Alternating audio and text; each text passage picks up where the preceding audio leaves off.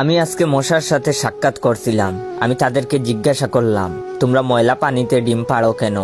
মশা বলল, কারণ ভালো পানিতে ডিম পারলে মানুষ সিদ্ধ করে খেয়ে নিতে পারে। আমি তাদেরকে জিজ্ঞাসা করলাম, মশার কোয়েলে তোমরা মরো না কেন? মশা বলল, আমরা যদি মরে যাই তাহলে কোয়েলের ফ্যাক্টরি বন্ধ হয়ে যাবে। আমি আবারও তাদেরকে প্রশ্ন করলাম, তোমরা মানুষের কানের কাছে এসে জ্ঞান জ্ঞান করো কেন?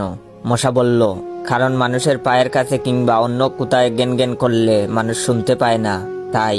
আমি তাদেরকে জিজ্ঞাসা করলাম, আমি শুনেছি পুরুষ মশারা নাকি রক্ত খায় না, তাহলে ওরা কি খায়? মশা বলল, পুরুষ মশারা শুধু বউয়ের বোকা খায়। আমি বললাম, মশারা কামড়ালে মানুষের ডেঙ্গু হয় কেন? মশা বলল, মশারা কি শুধু মানুষের রক্ত নিয়েই যাবে, ওদের কিছু দিবে না। মশারা এত স্বার্থপর নয়, তাই মানুষকে ডেঙ্গু উপহার দিয়ে যায়। মশার সাথে সাক্ষাৎ করার পর আমি মশার উপর রিসার্চ করলাম।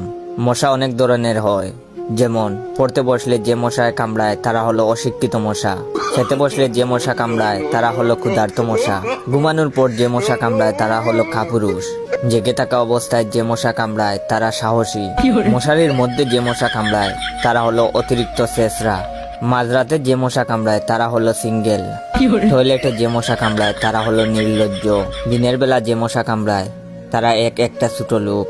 আমার এই ভিডিওটা দেখার সময় আপনাদের যেই মশাগুলো কামড়াইতেছে ওইগুলো হলো প্রতিবাদী মশা।